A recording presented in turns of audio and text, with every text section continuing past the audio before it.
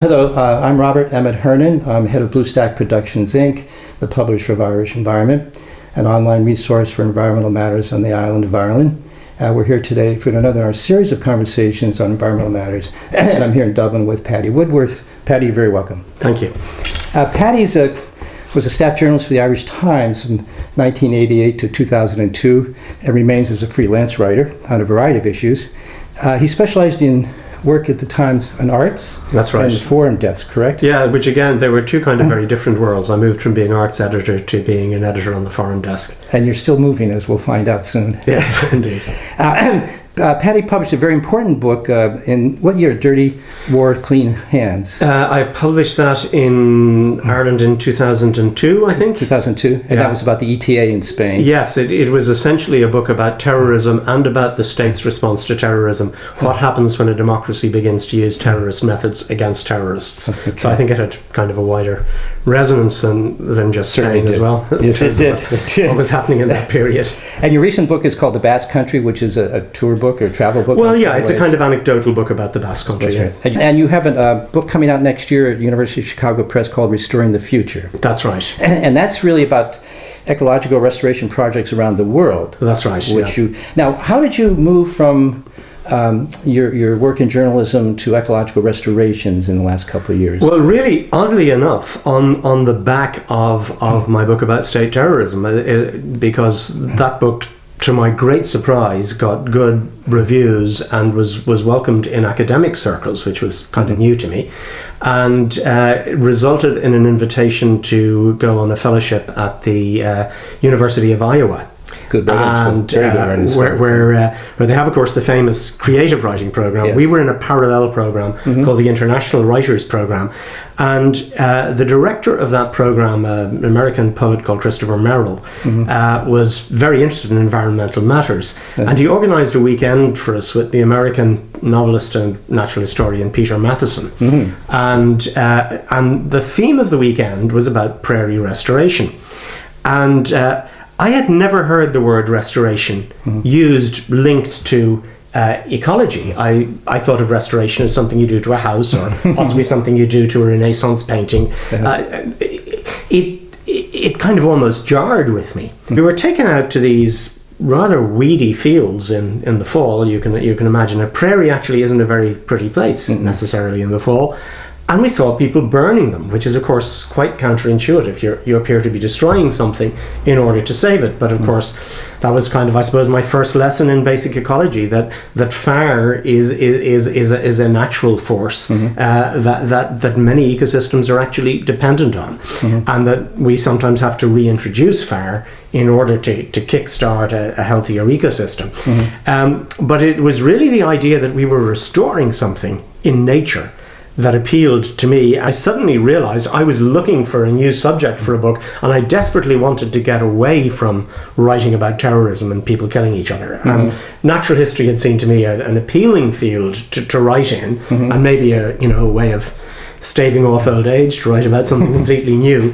But I suddenly thought, God, this would be really exciting. So I thought about it, and I began to look and see, and I saw there were other projects around the world. So this book has led me on a journey to many places around the world that I could never have imagined going to, and to projects that are extraordinarily brave and counterintuitive, and very difficult and very challenging, and as I say in the book, they sometimes fail, but sometimes they succeed, and sometimes they succeed rather rapidly, and sometimes they succeed almost by accident or without people really knowing what they're doing. I mean, the restoration of mangroves in Vietnam springs to mind. I asked a Vietnamese ecologist about the remarkable restoration of mangrove forests south of Ho Chi Minh City, formerly Saigon, and I said, is your government really in favour of ecological restoration? And he said to me, well, only when it's for patriotic reasons. And I said, what? Can you translate?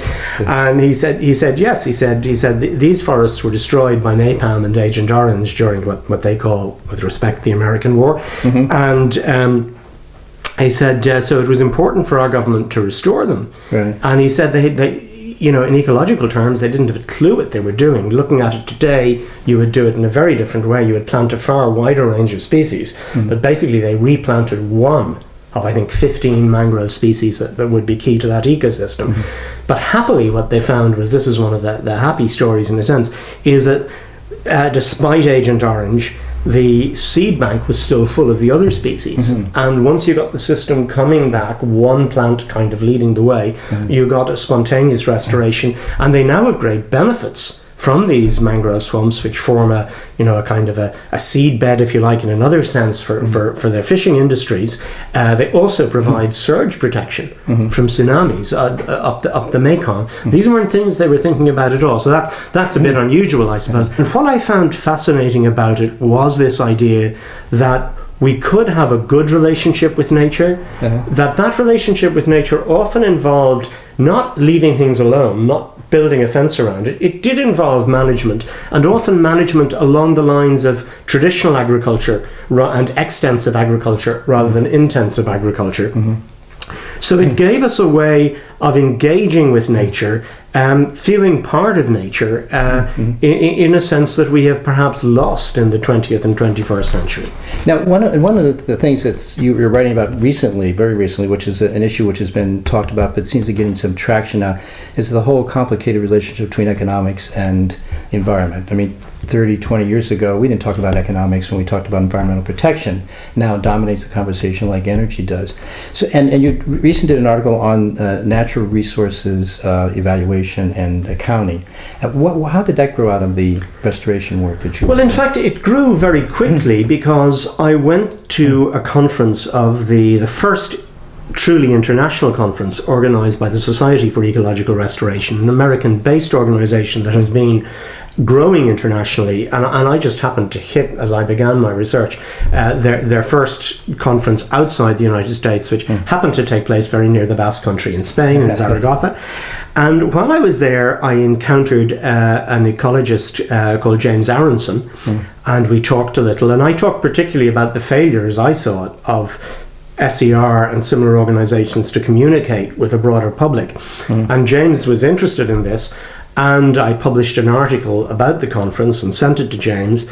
And a few weeks later, he invited me to a conference at the Missouri Botanic Gardens, which was actually to workshop, if I may show, this book, Restoring Natural Capital. And the kind of background to this book is an attempt by economists and ecologists to break out of the kind of fixed, sealed tanks in which their disciplines generally operate, and talk to each other. And it's very interesting because you think about putting a value on nature. People's first response is often to be a bit horrified because they like to think of nature as something priceless, if you like. And of course, nature is in a sense priceless. There are aspects of nature on which, though people do try, I think it's very hard to put any realistic economic figure. What value does the sunset have? It has a huge amount of value, but what economic value? It's very hard to say. Though I think that should always be factored in some way: aesthetic values, spiritual values of nature, etc. The difficulty is that if we don't put a price on nature, that may be attractive in a kind of abstract way, but what may happen in practice is that, excuse me, instead of considering nature to be priceless, what we're really doing is considering that it's worthless. So I think it is very important that we put a value on nature, that we put a value on natural capital, and on what you might call the interest that natural capital produces. This is where I think the metaphor of natural capital works rather well, that any prudent economist would tell you, don't spend your capital. Right. You can spend the interest that your capital makes, assuming that it does make any interest in the world that we're living in today. But ideally, you should live on the interest, not on the capital. And we can do this with nature. That natural capital, if you like, are the basic resources of the world, and ecosystem goods and services are the interest they produce. Good analogy comes from the fishing industry, that Herman Daly, the economist, has talked about, and he said, for centuries, what we have invested in the fishing industry has been boats, the human infrastructure that enables us to exploit fish stock. But now we're running out of fish stock, and any intelligent person would say what we should be doing is, hey, stand back a bit and let's expand these stocks. The stocks of fish are the natural capital. But we are cutting those stocks back so that in some cases fish are becoming extinct or very close to extinct. And we're actually losing those stocks altogether. So what we need to do is invest in not producing more boats and not in subsidizing uneconomic fishing industries, but we need to invest in subsidizing the stock of natural capital of fish itself. And you talked about the reservoir outside New York City as an example of a natural asset which is protected and how it was protected. I wonder if you could tell the audience that. Well, I think that is one of the clearest examples. And again, what I like about it is that it's an example right in the gritty heart of our urban world. It's not some airy-fairy green initiative that sometimes seems to people who aren't passionate about the environment, and everybody isn't, they often seem to be, environmentalists seem to be detached from our ordinary realities. Well, this has to do with drinking water for New York City, and in the 1990s, the city authorities in New York realized that their water purification plants were breaking down repeatedly and were becoming obsolete. So the first option obviously was to build new ones. But they began to look at the cost of this, and the cost was enormous. It ran into the figures are contested, as all figures in economics are, but roughly the estimates for rebuilding these plants, if I recall correctly, was around $10 billion. That's right. And then a high running cost in annually thereafter. And somebody came up with the idea of, wait a minute, nature can do this. Nature purifies water. Water is purified as it flows through a healthy ecosystem. When it sinks into the earth, it's purified as it sinks through sand and gravel and comes into the aquifer, and then we can tap sometimes out of the aquifer. And as you say, as long as we are careful about how much we use, we can do this. But of course, this purification process has been tampered with by human activity in the watersheds. And the water for New York comes primarily from watersheds in the Catskill and Adirondack Mountains.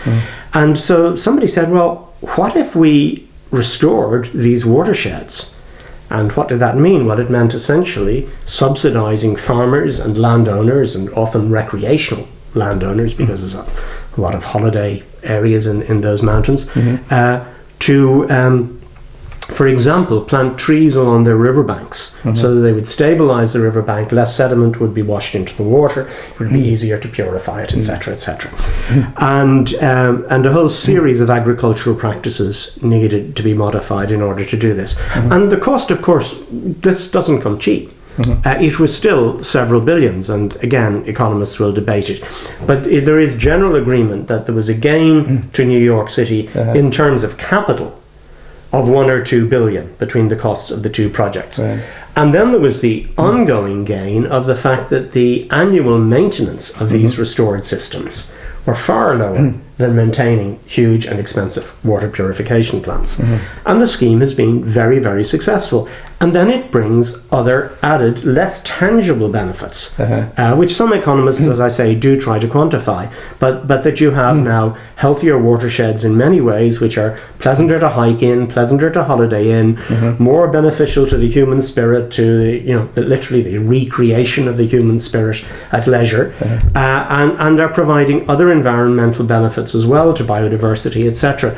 So this really does seem to me to be the kind of thinking that leads to the much desired win-win solutions, where the environment wins and the economy wins. And the farmers won. And that was critical, because that was a 10-year, I was following that fight when it was going on. It was a 10-year struggle to get the farming community to buy into that idea, but they finally did it. And they did it well.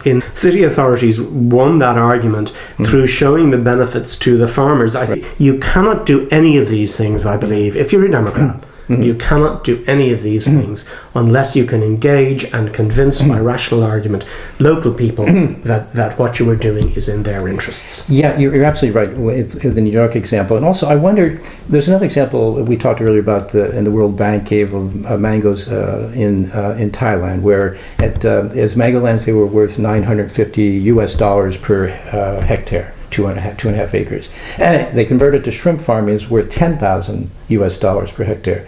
But then when the tsunami came and wiped out much of that area, they valued it as a protective mechanism at $18,000. But here's the interesting question: is if you own the hectare, it's maybe $18,000 value for people around you, the community, but not valuable to you. So I think you're hitting the core of where the rubber hits the road here, and this is where we've got to think very carefully and very broadly.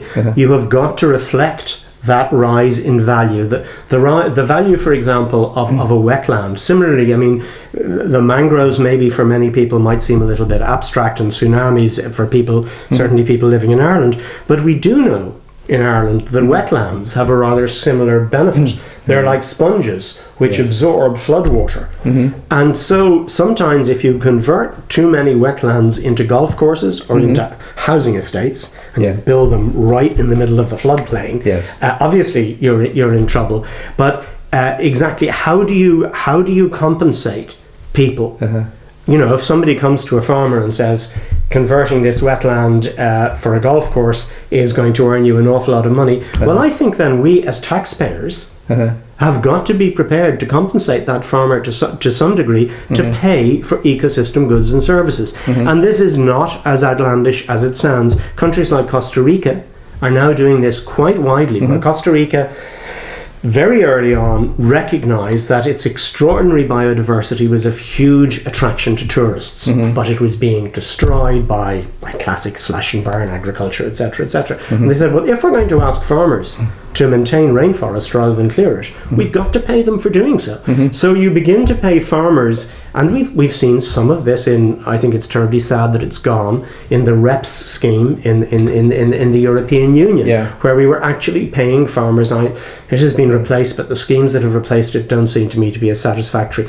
But I think we were getting onto something good there, that we have got to get away. We've got to produce enough food to feed people, but at the same time, we've got to make sure that the ecosystems, which provide the natural capital that will eventually transform into that food energy, are as intact as possible. So we have got to keep a balance between production and fallowing. One of the alternatives to paying somebody to not use that wetland is that in the States there are regulations that you may not build on the wetland from the beginning, so you can't build on it, and that doesn't give value to the farmer to make money off of, but at least restricts the development of those wetlands. But that doesn't exist over here in many ways. That I suppose is the stick. That's the stick, right? And subsidies are the carrot. And I think, like anything else in politics, we've got to have a fair combination of those two things. Now, one of the things that, and maybe we can kind of, as a segue into this other issue, we can end this with that, and that is something we talked briefly about before, and that is that many people raise concerns about monetizing natural resources, because once you put an economic value on it, a euro value on it, monetize it, as sure as hell somebody's going to come along and corner the market on it or steal it. And we see that with the Chinese, which is very smartly gathering to get mineral resources all over the world to protect for its future. And we see it in the land grabs in Africa with Western countries buying up valuable farming land and then exporting the farm products, not for the local people. So how is that a real danger? It is a danger, and some people see a danger in some of the arguments emerging in the restoration movement about novel ecosystems. Some people working in restoration are beginning to say, I think in desperation, and certainly not with any enthusiasm, that ecosystems in many parts of the world have irreversibly changed and we cannot restore them. I think that's arguable, because I think it's usually a question of how much we're prepared to invest in restoring them. And then they begin to say, well, perhaps we should just focus on restoring those aspects of ecosystems that provide us with immediately valuable natural capital ecosystem services. I think those arguments are dangerous. I think it's very important to always build in the value of biodiversity, and the value of biodiversity in one sense will always be incalculable, simply because we do not know what wealth is still locked into a plant, a tree, or indeed an ecosystem. One of the things here that we have to be very careful about is that we need to be very humble. One of the things I've learned as I attempt as an amateur and a layperson late in my life to understand ecology, and one of the things I found enormously refreshing in engaging with ecologists is their humility. How little we know. We know quite a lot about animals. We know a good bit about plants, but we don't know an awful lot about, there's a lot of ecological theory about natural succession, which plant community replaces another, for example, that people thought was done and dusted in the 1930s, but now all we know is really, in a sense, how little we know in that area. Go on down to the basis of all ecosystems, which is the soil, and the microfauna and the microflora living in the soil. And any halfways honest soil ecologist will tell you we only know a tiny fraction of what's happening there. So that in a sense, I think we have to use a precautionary approach, and that any valuation system has to build that in. Be very, very careful about what you destroy. Perhaps if I might conclude along these lines is that the danger is that it is as if, as we have now, when I used to start using this argument 4 or 5 years ago, as I began to understand it, I talked about our banks as if they were solvent. Unfortunately, I can no longer use that argument. But in fact, it's the same argument. We are treating nature as a bank which will always be solvent. We are not putting on our national balance sheets, like gross domestic product, gross national product, all of those indicators. We do not include as a cost the damage that we do to natural capital. And I think that it is in developing accounting systems, and God knows it's going to be difficult, and I'm no starry-eyed optimist about it, looking at how we're floundering around trying to save our financial system. It's a very big ask to say that the whole world has got to change its way of looking at our relationship with nature. All I can say is two things. First of all, if we don't, things are going to get much worse, and they're going to get worse rapidly, and the scenarios are very frightening. But I want to say that they can get better as well. That's a good message of restoration. And the other thing is, to add an optimistic note, is that our relationship to each other and our relationship to the world has changed many times in the rather short period of human history. And in crises, we sometimes collapse, but we sometimes move on to a new paradigm. We need, in our own interests and in the interests of this extraordinarily beautiful and complex planet, we really need to change our relationship with nature again.